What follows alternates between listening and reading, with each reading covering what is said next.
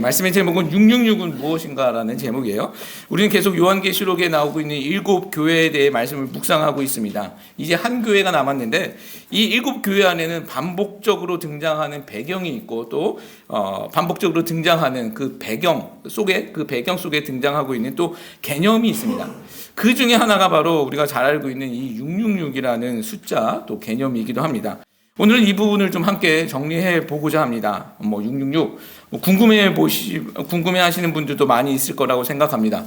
저도 어렸을 때부터 막연히 알고 있었던 부분이었지만 또 신학을 하고 또 성경을 읽으면서 이제 정리한 부분을 제가 이제 말씀드리고자 하는 것입니다. 오늘 아마 설교보다는 좀 강의 개념이 좀 더 많을 수 있을 것 같다는 생각은 듭니다. 제가 좀 내용을 정리하다 보니 좀 길어져서 이번 주와 또 다음 주 두 번에 걸쳐서 말씀을 전하게 될 것인데 오늘은 666과 또 요한계시록 전반부적인 해석에 대해서 말씀드리고 다음 주에는 본격적으로 666과 14만 4천 명 또 궁금해하시는 부분들이 있잖아요. 그 부분에 대해서 말씀드리겠습니다. 오늘은 첫 번째 시간입니다.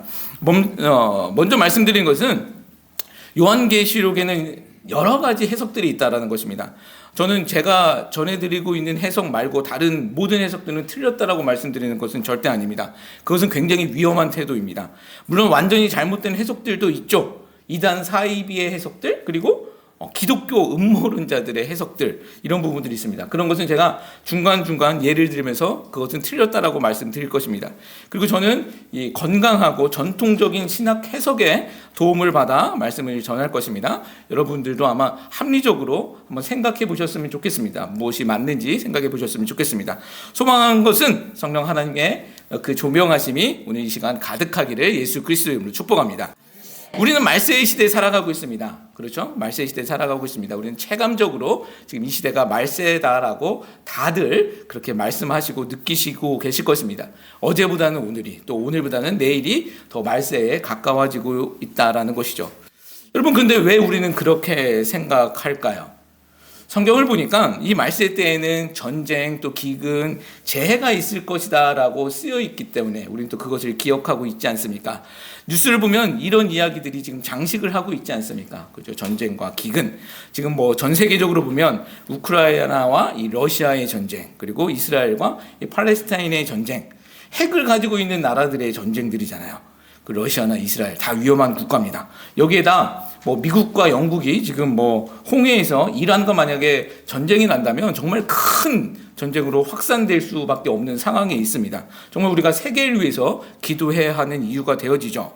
우리는 이런 소식 들을 때마다 이런 뉴스가 나올 때마다 정말 말세다라고 이제 생각들을 하죠. 성경에 보면 말세에 대해서 이야기들이 굉장히 많이 등장하고 있습니다. 요한계시록뿐만 아니라 이 마태복음 말씀에서도 등장하고 있는데 예수님의 제자들이 예수님께 나와서 이렇게 말하는 겁니다. 물어보는 것입니다. 예수님, 말세 때에는 어떤 일들이 벌어집니까? 이것이 마태복음 24장 우리 3절, 4절 말씀이에요. 우리 24장 3절, 4절 말씀 한번 읽어봅니다. 같이 읽습니다. 예수께서 감람산 위에 앉으셨을 때에 제자들이 조용히 와서 이르되 우리에게 이르소서 어느 때에 이런 일이 있겠사오며 또 주의 일하심과 세상 끝에는 무슨 징조가 있사오리까? 예수께서 대답하여 이르시되 너희가 사람의 미혹을 받지 않도록 주의하라. 우리가 알고 있는 전쟁, 기근, 재해 이런 거는 예수님께서 후에 좀 나중에 하신 말씀이고 그 말세의 징조에 대해서 이야기할 때 첫 번째로 뽑은 것이 바로 사람의 미혹이다라고 말씀하고 계시다라는 거예요. 말세의 첫 징조가 미혹이라는 거예요. 이 원어로 보면 이 미혹이라는 단어가 길에서 벗어나게 하는 것, 속이는 것이라는 뜻을 가지고 있습니다. 사단이 우리를 항상 속이는 방법이죠. 길에서 약간 벗어나게 한다라는 거예요.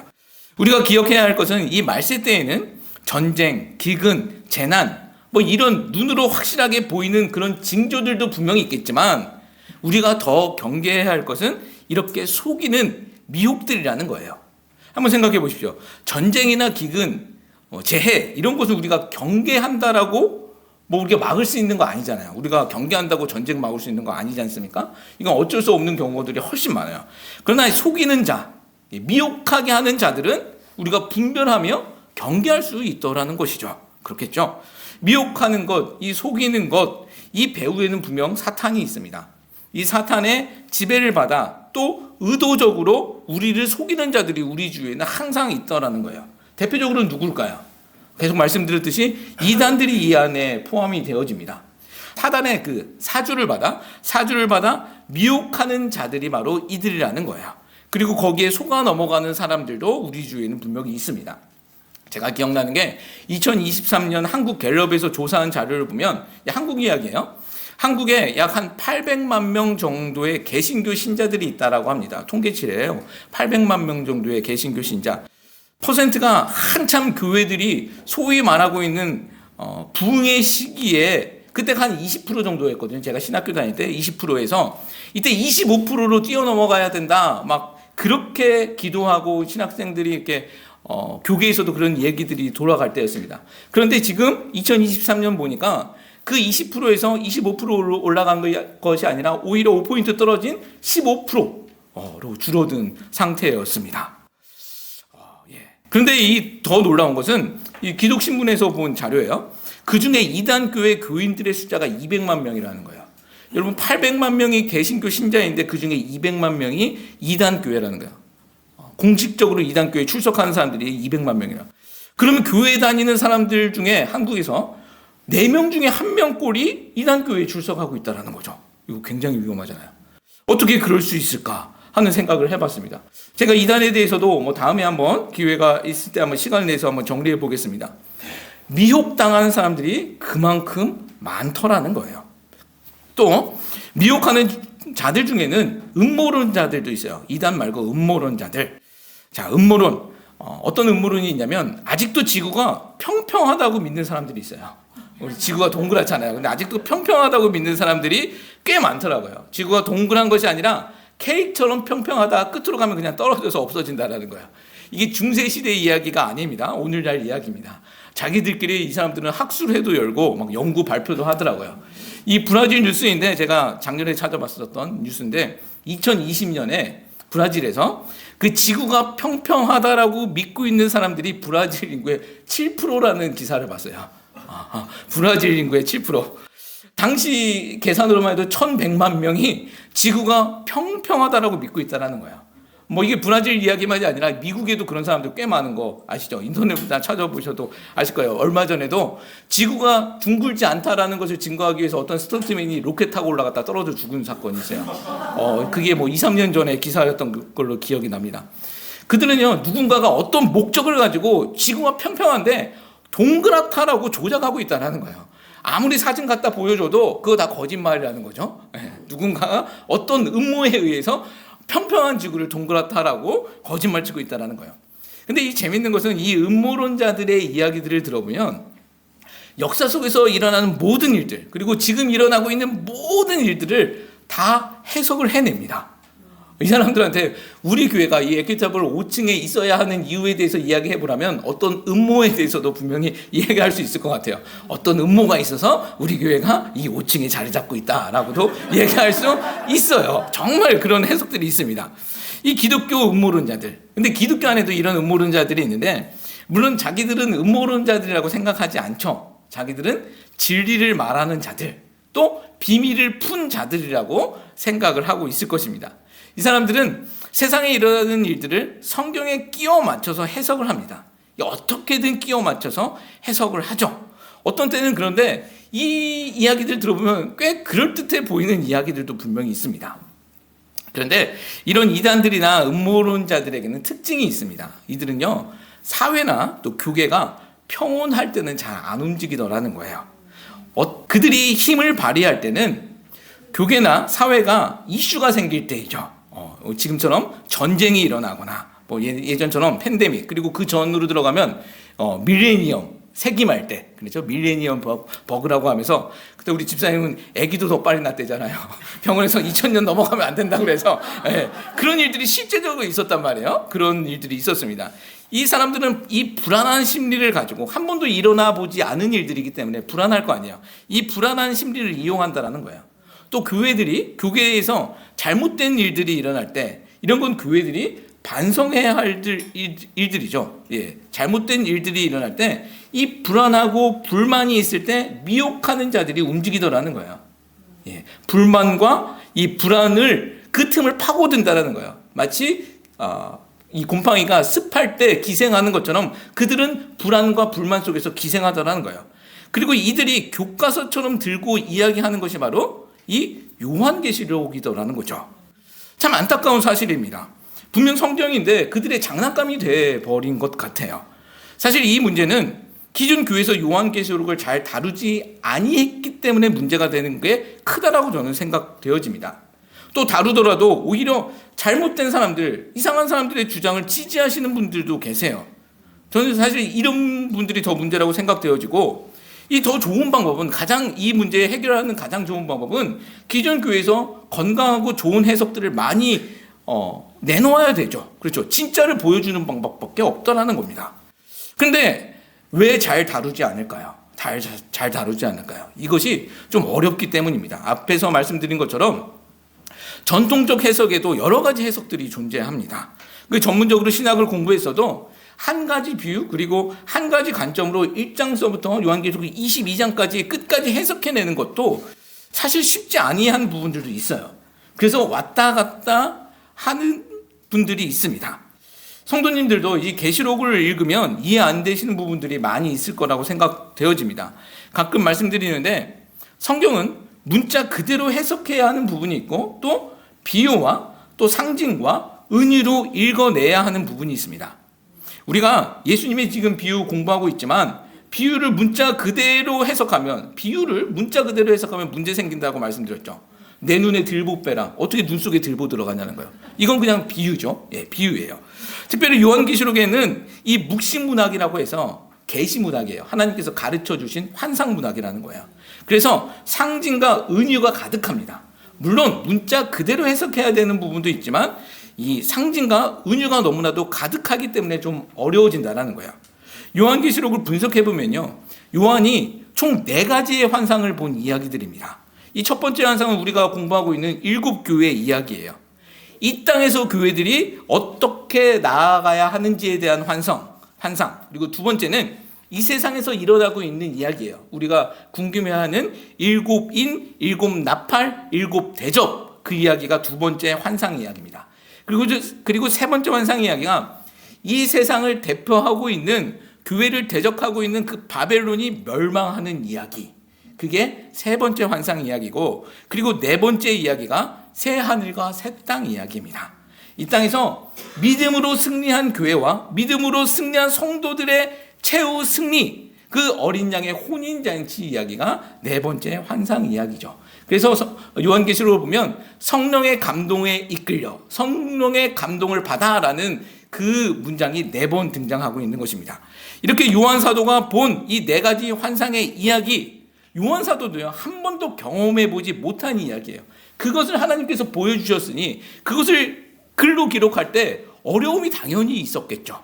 그렇죠. 한 번도 보지 못하는 것을 기록하는 것은 어려웠을 것입니다. 예를 들어서 제가 글을 발견했는데 500년 전에 어떤 사람이 쓴 글이에요. 근데 그 사람이 내가 꿈을 꿨는데 이런 것을 봤다 라고 예언 비슷하게 어떤 글을 썼다라고 생각해 보세요. 그 사람이 이런 글을 쓰는 것입니다. 자기가 봤는데 산만한 큰 새를 봤다는 거예요. 아주 큰 새. 근데 그 새가 깃털이 없습니다. 그런데 또 피부는 쇠로 되어 있습니다.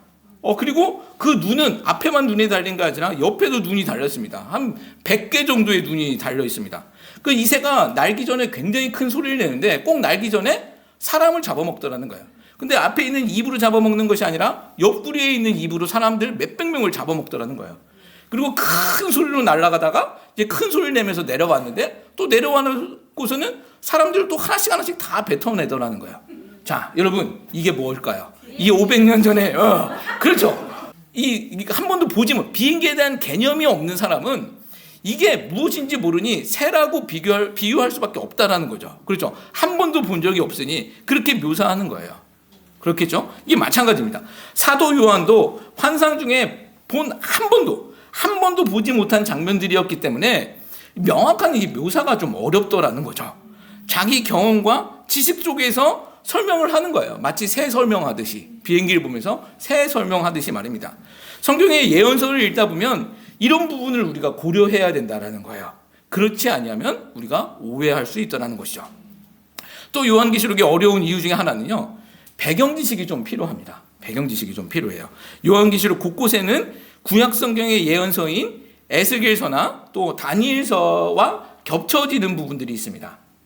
이런 구약의 배경이 있다라는 거예요. 구약의 배경이 있습니다. 요한계시록의 그 1차 독자는 누구일까요? 우리가 일곱 교회 이야기 보시면서 우리가 배우지 않았습니까? 1차 독자는 초대교회 당시 교인들입니다. 1세기에 핍박받고 있는 예수를 믿고 있는 유대인들이에요. 예수님 때문에 핍박받고 있는 유대인들이 1차 독자라는 거예요. 그들은 이 구약 성경을 잘 알고 있었던 사람들이기 때문에 이 요한의 이야기 속에서 이건 구약의 이야기다라고 바로 캐치해낼 수 있다는 거예요. 다니엘서 이야기, 또 뭐 에스겔서 이야기는 이거는 선지자들의 이야기구나라고 바로 캐치해낸다는 거죠. 우리보다는 훨씬 더 이해하기가 쉬웠을 것입니다. 구약에 대해서 더 많이 알고 있기 때문입니다. 제가 바른 성경 읽기는 그 앞뒤 문맥을 살펴보면서 읽는 것이 바른 성경 읽기라고 그랬잖아요. 여기서 또 중요한 것 중에 하나가 바로 이 시대적 배경이에요. 그 당시의 배경과 환경을 우리가 좀 알아야 할 필요가 있다는 것입니다. 우리 잘 알고 있는 이상화 시인의 시 빼앗긴 들에도 봄은 오는가라는 시 있잖아요. 자, 이게 무슨 의미입니까?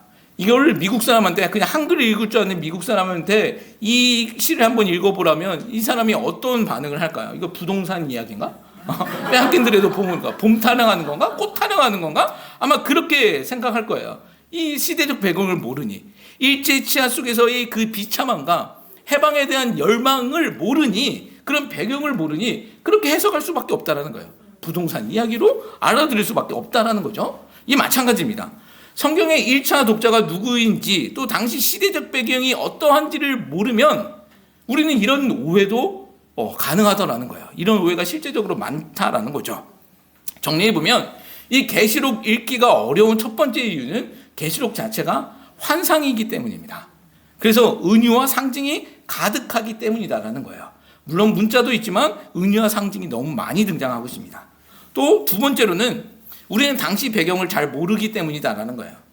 자, 이 두 가지를 염두에 두고 오늘 이 666에 대해서 살펴보겠습니다. 18절 말씀 보면 짐승의 수, 사람의 수가 나오는데 그 수가 666이다라고 우리 아까 읽었습니다. 왜 이 666이 짐승의 수, 사람의 수가 되는 것일까? 성경 특히 계시록에는요, 이 숫자가 굉장히 많이 등장하는 것을 보게 됩니다. 특별히 7이라는 숫자 많이 등장하죠. 7 나팔, 7 인, 7 대접 등장합니다. 이 우리는 어렵지만 당시 유대인들에게 이 숫자는 그렇게 어려운 문제가 되지 않았습니다. 유대인들에게 이 7이라는 숫자는 창조, 안식, 완전이라는 의미를 가지고 있었습니다. 하나님께서 6일을 창조하셨잖아요. 6일 동안 창조하시고 7일째 안식하셨기 때문에 이 7은 하나님의 숫자이고 또 완전을 의미하고 있습니다. 반면 6은요, 이 7보다는 적은 숫자입니다. 모자라는 숫자입니다. 그리고 6일에 하나님께서 창조하신 게 무엇입니까? 짐승과 사람입니다. 짐승과 사람. 구약 성경을 보면 이 6이라는 숫자가 안 좋은 곳에 굉장히 많이 등장하고 있는 것을 보게 되어지는데, 다윗과 골리앗이 싸울 때 그 골리앗의 키가 6척이라고 기록하고 있습니다. 그리고 다니엘서에 나오는 금신상, 그 우상, 그 금신상의 크기가 높이가 60규빗이고 넓이가 6규빗이에요. 한국 사람들이 사자를 싫어하는 것처럼 유대인들에게는 이 6이라는 숫자가 좋은 숫자가 아니더라는 거예요. 그리고 그 6이 3번 연속으로 붙은 거예요. 666. 이 3도 유대인들 입장에서는 하나님의 수, 또 완전수로 그들이 생각하고 있었습니다. 완전수라는 거예요. 후에 보면 이 사단이 하나님의 흉내를 그대로 따라하는 장면이 나타나거든요. 이 666도 짐승이, 또 인간이 하나님의 흉내를 내고 있다는 거예요. 우리는 모르지만 유대인들에게는 이 666이라는 숫자가 아주 기분 나쁜 숫자였다는 겁니다. 또 유대인들에게는요, 이 독특한 계산법이 있어요. 어떤 계산법이냐면 게마트리아라는 숫자 계산법이에요. 이게 수비학이라고도 한글로는 하는데, 이게 뭐냐면 일종의 암호 같은 것입니다. 히브리어의 알파벳에 숫자를 대입해 넣는 거예요. 쉽게 말하면 이런 거죠. 기억은 1, 니은은 2, 디귿은 3, 이런 식으로 숫자를 대입해 넣는 거예요. 암호같이 그렇게 넣는 것입니다. 모음은 아는 10, 애는 20, 이런 식으로 숫자를 대입해 넣는 것입니다. 우리가 사용하고 있는 이 아라비아 숫자가 이 전 세계적으로 보급된 것은 16세기쯤이에요. 불과 한 300여 년 전이에요. 그 전에는 아라비아 숫자, 우리가 쓰고 있는 아라비아 숫자가 아니라 자기들의 알파벳으로 보통 이제 숫자를 드러내고 있었거든요. 지금 히브리 사람들, 유대인들도 그랬다라는 거예요. 이 당시 유대인들에게 이런 계산법이 이게 생소한 게 아니었다라는 거예요. 어떤 단어 하나를 딱 보면 그것을 숫자로 조합해낼 수 있는 능력들이 다 있었습니다. 그 당시 지배 언어인 그리스어, 헬라어도 이렇게 계산해 냈습니다. 알파벳에 숫자를 집어넣는 거죠. 그렇게 대입만 하는 거예요. 그래서 어떤 단어가 나와도 숫자로 계산할 수 있었던 것입니다. 요한계시록이 쓰여질 당시 우리가 잘 아는 네로 황제 있잖아요. 네로 카이사르. 이 이름을 이 계산법, 이 게마트리아라는 계산법으로 풀어보면 딱 666으로 떨어졌다고 합니다. 제가 다 계산해보지는 않았지만 정확히 666으로 떨어졌다고 합니다. 이 계산법이라는 거요.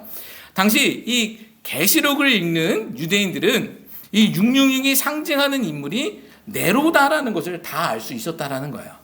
666, 짐승의 수, 사람의 수, 이 숫자가 666이 상징하고 있는 것이 바로 네로다라는 것을 웬만한 사람들은 알 수 있었다라는 것입니다.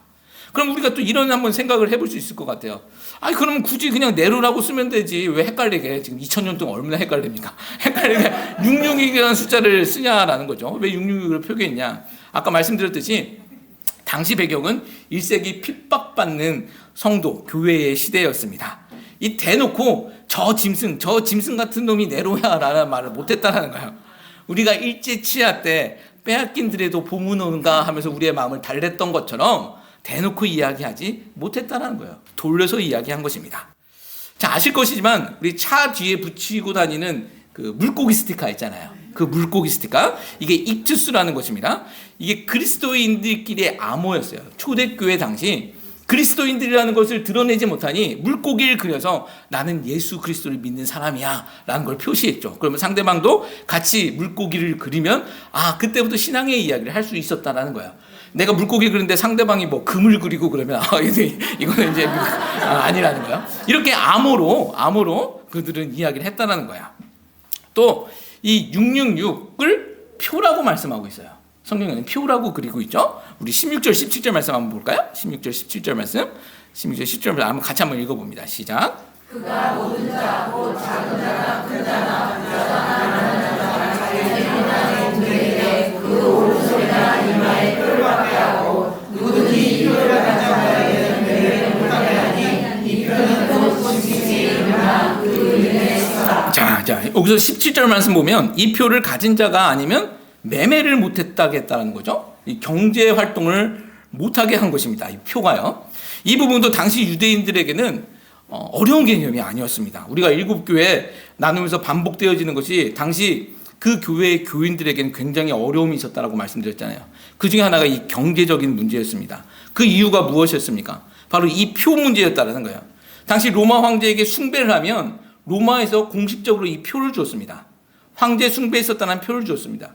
이 징표가 있어야지 당시 상인연합, 이 길드에 가입할 수 있었던 것이죠. 그래야지 허가받고 비즈니스 할 수 있었다는 거예요. 이 표가 없으면 합법적으로 비즈니스를 할 수가 없습니다. 심지어 취업도 불가능한 곳이 많았다라고 합니다.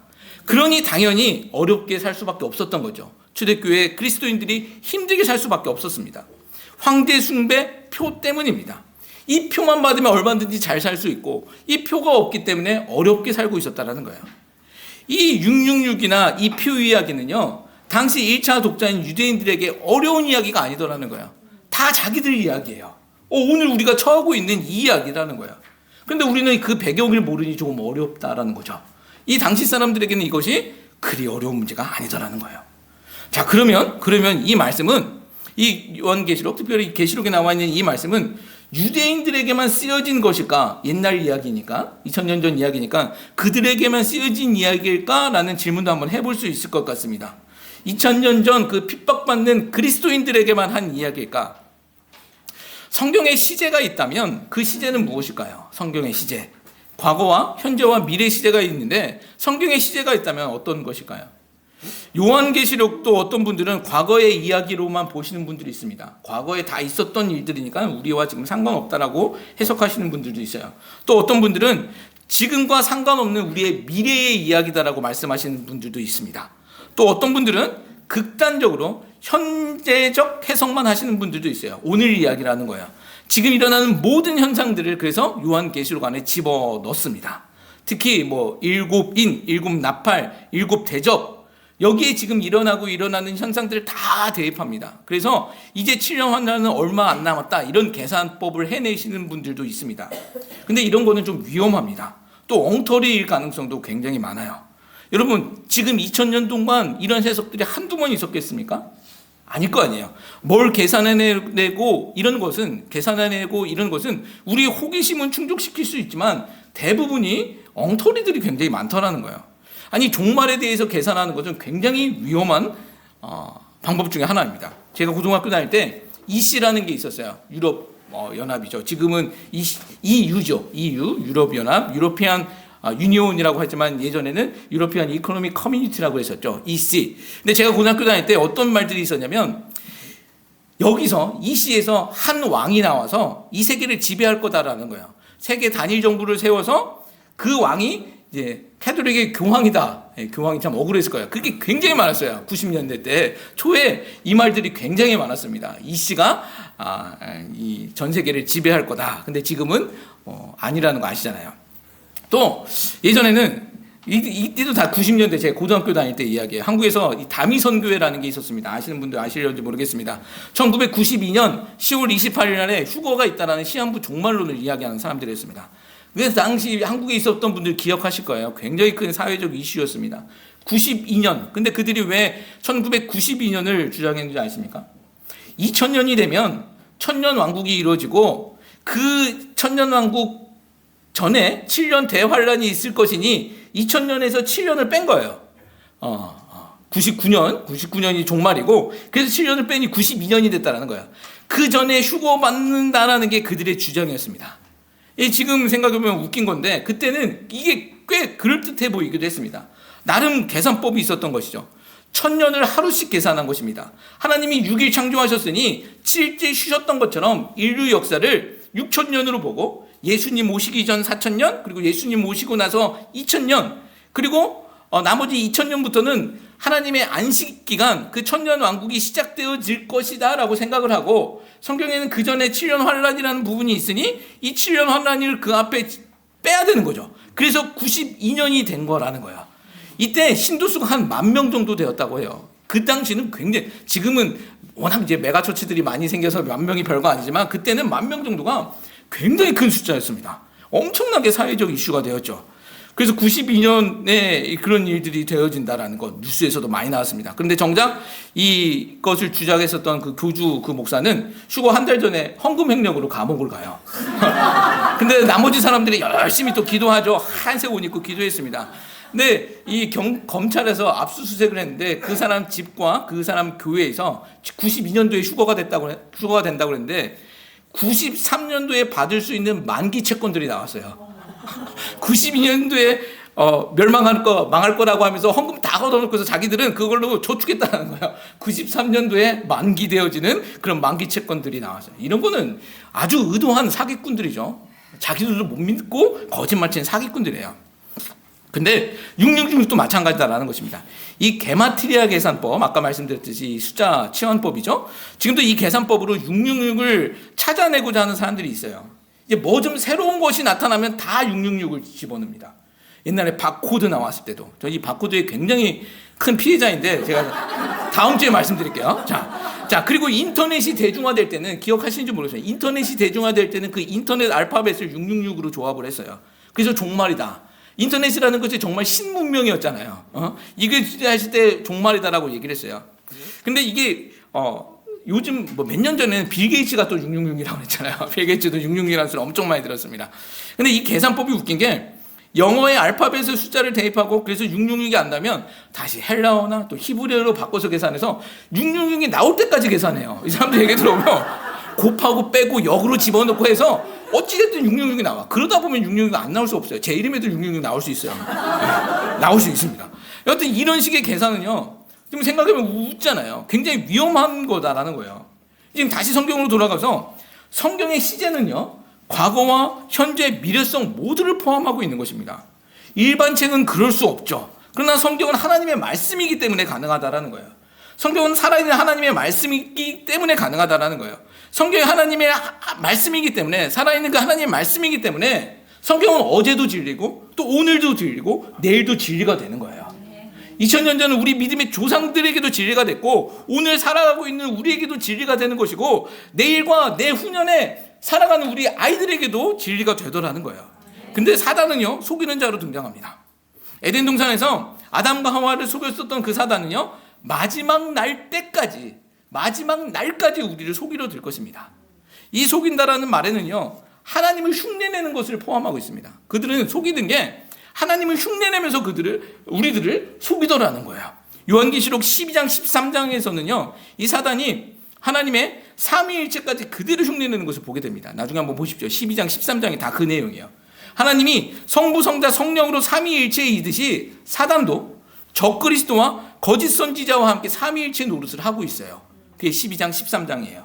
12장에서는 사단이 하늘의 큰 용으로 나타나는데 우리 12장 8절 말씀 볼게요. 한번 같이 읽습니다.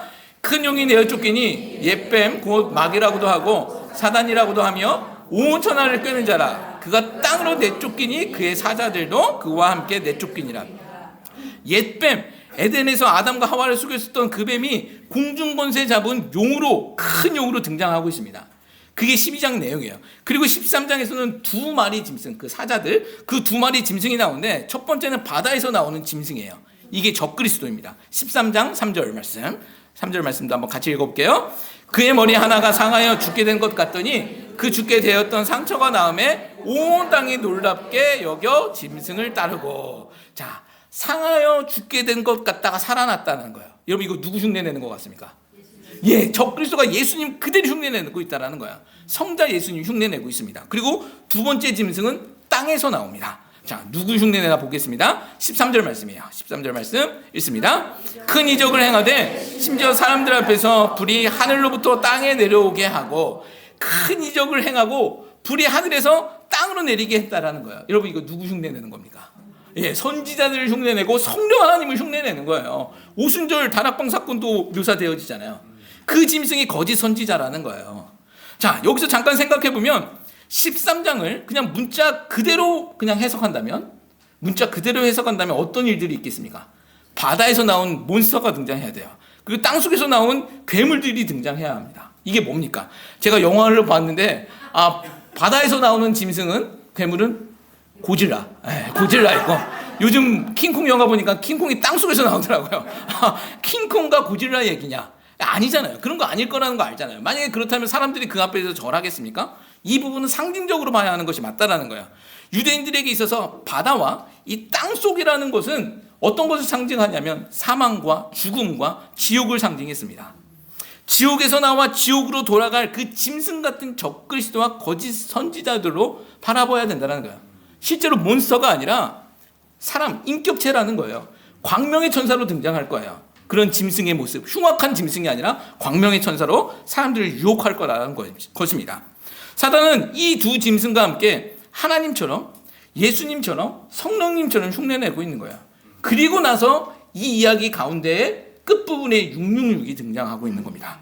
13장 우리 16절, 아까 읽었던 말씀도 한번 같이 읽어볼게요. 읽습니다. 그가 모든 자, 곧 작은 자나 큰 자나 부자나 가난한 자나 자유인이나 종들에게,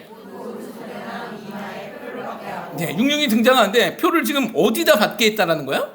오른손과 이마와 오른손. 왜 오른손과 이마일까요? 우리 매일 성경 지금 신명기서 공부하고 있죠? 우리 신명기 6장 8절, 우리 지지난주에 아마 공부했었던 것 같은데 6장 6절, 7, 8절 같이 읽습니다. 오늘 내가 명령하는 이 말씀을 너는 마음에 새기고 내 자녀에게 부지런히 가르치며 집에 앉아서 일어날 때든지 이 말씀을 강론할 것이며 너는 또 그것을 내 손목에 메고 기호를 삼으며 내 미간에 붙여 표로 삼으라는 거예요. 예. 하나님께서는 이스라엘 백성들에게 명령하신 내용이에요. 하나님의 말씀을 네 손목과 미간에 붙이라는 거예요. 우리가 가끔 TV 보면 유대인들이 통곡에, 지금 현대에서도 유대인들이 통곡에 배해서 이 숄더 걸치고 이 이마에 박스 하나 붙이고 손목에 박스 하나 붙이고 기도하는 사람들 봤을 거예요. 예, 있습니다. 아직도 그렇게 그 사람들은 기도해요. 지금 이 하나님의 말씀을 그대로 따라하는 거예요. 지금도 이 신명기 6장 4절에서 6절, 이거 쉐마 이스라엘이라고 하는 이 말씀을 적어서 그 박스 안에 넣어놓고 다니는 거예요. 그리고 기도하는 거예요. 이게 무슨 의미가 있을까요? 그리고 사단은요, 지금 하나님의 이 명령을 그대로 따라하는 거예요. 이마와 손에 붙이라는 거예요. 흉내내고 있는 것이죠. 하나님 흉내내고 있는 것입니다. 이마와 손목은요, 어떤 것을 의미하고 있냐면, 이마는 무엇일까요? 우리의 생각이에요. 손목은요, 우리의 행실입니다. 우리의 행동이에요. 하나님은 너희 생각과 너희 행동에 하나님 말씀으로 지배받아야 한다라는 것을 가르쳐 주고 계신 거예요. 그게 목적이었던 것입니다. 내 생각과 내 행동에 하나님의 통치를 받는다라는 그런 상징적인 의미가 있었던 거예요. 예? 거기에는 그렇습니다. 하나님의 백성은 그래야 한다는 것입니다. 근데 사단도 지금 흉내내고 있는 거예요. 하나님처럼 내 백성된 너희들이 내 말과 내 뜻대로 살아라는 거예요. 네 생각을 조종할 것이고 네 행동을 내가 조종하겠다라는 거예요. 하나님을 그대로 흉내내고 있다는 거예요. 또 이마나 손, 이 몸의 표를 받게 한다는 것은 당시 유대인들에게 이 소유권 표시라는 게 있었습니다. 이것은 우리도 쉽게 이해할 수 있는 부분인데, 주인들이 자기 가축에게 도장을 찍잖아요. 인을 찍죠. 실링하는 것처럼 이렇게 합니다. 심지어 자기 종들에게도, 드라마 같은 거 보면, 옛날 영화 같은 거 보면은 자기 종들에게도 그 살에다가 이렇게 주인의 표식을 찍었잖아요. 이 의미가 뭐냐면 바로 소유권입니다. 소유권 표시죠. 내 거라는 것입니다. 사실 구약의 할례 사건도 언약의 징표이긴 하지만 하나님의 소유권이 목적이에요. 너희 내 백성이라는 거예요. 이스라엘 지금 가나안 땅에 들어서 다른 이방 민족들하고도 섞여 살 거겠지만 너는 내 백성이라는 거야. 내 거다라는 소유권 주장이 그 안에 있습니다. 근데 사단도 그렇게 똑같이 따라하는 거예요. 사단도 내 거다라는 거야. 너희들 내 거다라고 주장하고 있는 거예요. 이 성경을 전체로 보았을 때 우리 인간은요, 딱 두 부류밖에 없습니다. 하나님의 소유된 사람들과 또 사단의 소유된 사람들이에요. 안타깝지만 중간지대에 없습니다. 하나님의 소유권이 찍혀있는 사람들과 사단의 소유권된 자들밖에 없다는 거예요. 이것은 아담 이후로부터 예수님 오실 때까지 있을 이야기입니다. 어느 한 시대만을 이야기하는 것이 아니라 2000년 전만을 이야기하는 것이 아니라 그리고 몇 년 후의 이야기가 아니라 아담 이후부터 예수님 오실 그날까지 이루어질 일들이에요. 여러분, 우리는 누구의 소유입니까? 예, 우리는 유대인들처럼 이마나 손목에 그런 표식도 없고 할례도 하지 않지만 우리가 어떻게 하나님의 소유가 될 수 있는 것일까요? 그래도 우리가 하나님의 소유가 될 수 있을까요? 될 수 있습니다. 성경은 이렇게 이야기하고 있어요. 고린도후서 1장 22절 말씀이에요. 22절 말씀 한번 같이 읽습니다. 그가 또한 우리에게 인치시고 보증으로 우리 마음에 성령을 주셨느니라. 여기서 그가 하나님이에요. 그러니까 하나님께서 우리에게 인치셨다는 거예요. 도장 찍으셨다는 거예요. 그리고 보증으로 우리 마음에 성령을 주셨다는 거예요. 그 증거로 우리 안에 성령 주셨다는 거예요. 여러분, 우리 안에 성령님 계십니까? 아멘. 우리가 하나님의 인침받은 자들인 줄 믿습니다. 예. 이 말씀을 정리하겠습니다. 오늘 이 666 첫 번째 시간인데, 오늘은 요한계시록 이 전체적인 해석과 666의 전반적인 내용을 좀 살펴봤습니다. 다음 시간에는 이 666과 이 14만 4천 명이 구체적으로 무엇인지를 한번 찾아볼 것이고, 666이 과연 물리적인 것인지 아니면 영적인 것인지도 한번 생각해 보겠습니다. 또한 이 바코드나, 아까 말씀드렸던 바코드나 베리칩 등 이 불발된 666의 신뢰를 들여보면서 한번 말씀을 한번 나눠보겠습니다. 요한계시록의 기록 목적은요, 우리들 보고 무서워하라는 거 아니에요. 요한계시록 읽으면서 무섭고 두려워하라는 목적으로 주신 거 아닙니다. 그럼 뭘까요? 아까 우리 일곱 교회 이야기가 첫 부분에 나오는 목적이 있어요. 이유가 있습니다. 예수님이 이기셨으니 너희 또 그 예수님 따라가라는 거예요. 그 이기신 예수님 따라가서 너희도 이기라는 거예요. 하나님의 인침받은 교회가 하나님의 인침받은 성도에게 힘들고 너희 지금 어렵지만 그거 내가 모르는 거 아니야? 나도 다 알고 있어. 그러나 예수님 따라가면 너희에게 준비되어진 것이 새 하늘과 새 땅이다 라는 것 말씀해주고 계시다라는 거예요. 사실 이것만 믿으면 666이든 짐승이든 뭐든 사실은 그렇게 큰 문제 되지 않습니다. 왜요? 주인 되신 하나님이 책임지시기 때문입니다. 우리가 그분의 소유라는 것만 확실히 믿게 되어진다면 그냥 목자 대신 그 하나님만 따라가면 된다는 거예요. 여러분, 양이 어디 갈 때 내가 어디 가야 하나 걱정합니까? 내 안전을 걱정하나요? 아니잖아요. 목자 따라가면 된다는 거예요. 요한계시록에서 가장 중요한 얘기가 너희가 누구에게 인침받았냐라는 거예요. 여러분, 우리가 하나님께 인침받았는 줄 믿습니다. 그리고 하나님께서 성령을 보증으로 우리에게 주셨는 줄 믿습니다. 이건 믿고 있으면 우리도 안전하다라는 거예요. 힘들지만 그 길 갈 수도 있고 그 길 통해서 승리의 길 너희도 갈 수 있다라고 말씀해주고 계시다라는 거예요. 여러분, 믿음으로 정말 예수님 오시는 그날까지 이 믿음 저버리지 아니하시고 승리의 길 걸어나갈 수 있는 주의 거룩한 백성들 되시길 예수 그리스도의 이름으로 축복합니다. 네, 그 믿음 가지고 우리 이런 찬양 한번 드렸으면 좋겠는데, 세상은 들리고 사람들은 변화해도 나는 주를 섬기리. 이게 중요하다라는 거예요. 인침받은 우리가 나는 예수님의 소유권자다, 예수님의 백성이다, 하나님의 백성이다라는 것을 믿고 나가자라는 거죠. 자, 이제 세상은 들리고 사람들은 변화해도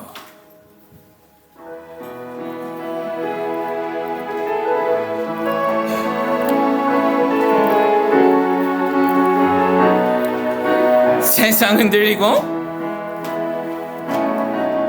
세상은